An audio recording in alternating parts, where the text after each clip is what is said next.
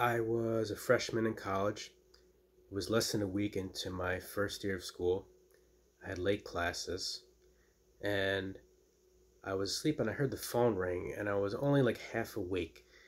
And it was my aunt, and the only words that I remember hearing were, "I hope Edward's okay, my father," because of the whole World Trade Center thing. And I said to myself, "What World Trade Center thing?" Turn on the radio and it's just gibberish. They're in the middle of a live broadcast.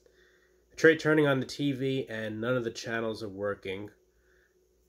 So then I go into the living room and I turn on the cable, and I had just tuned in right after the second plane hit. And I remember trying to call everybody that I could pretty much think of. So first, I tried to call my parents, and neither of them answered. My mother was at her tennis league. My dad was at work. In fact, I believe he had already been evacuated from his building. He worked about 4 blocks from the World Trade Center, and he saw the second plane hit from the window of his office building. Then I called my aunt back, and we talked a little bit. And then for some reason, I called my grandpa, and we talked a little bit. I think I was just so scared and hysterical that I needed some comfort from another human being. I was just walking back and forth up and down the house, not knowing what to do. And I do a really weird thing when I get really scared. I actually start laughing. It's like this really nervous laughter. So if you ever see me laugh hysterically, I'm probably terrified. So my dad called at some point, and he just said that he was okay. So his plan was he was going to walk across the 59th Street Bridge to his mother's house, my nonna, because nothing was working. All the trains and buses were shut down. My mother finally comes home, and she knew that the terror attacks had happened, but she didn't know that the towers had fell. So one of the first things that we do is we pick up my brother from school. They were dismissing everybody. We bring him home, and then we try to get in touch with my dad, but he is not answering either his work phone or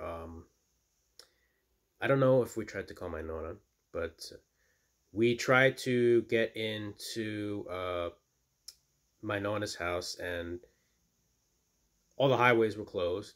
And of course, because all the highways were closed, all the side streets were bumper to bumper. Finally, I said to my mom while we were stopped at a light, "Hey, like there's a payphone over there," because none of the cell phones were working on 9/11, if you recall.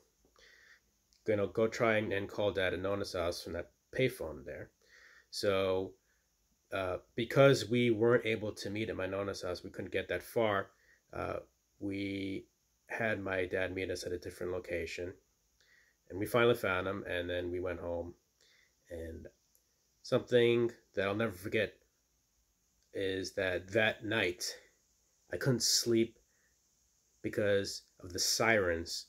I used to live between 2 highways, and just the sounds of the emergency vehicles streaming down the highway all night long, one after the other, after the other, after the other. The uncertainty about what's going to happen next, when are the next attacks going to happen, what are they going to be? And it was absolutely horrifying. I can't believe it's been 20 years. And I'm sad for a lot of reasons. I'm sad for the victims. I'm sad that it took us so long to get bin Laden. I'm sad that really we're at a worse place as a nation than we were immediately after 9/11. We are more divided than ever. We're destroying ourselves with lies and disinformation and anti-science attitudes. I mean, I could go on and on and on, but that's for another video.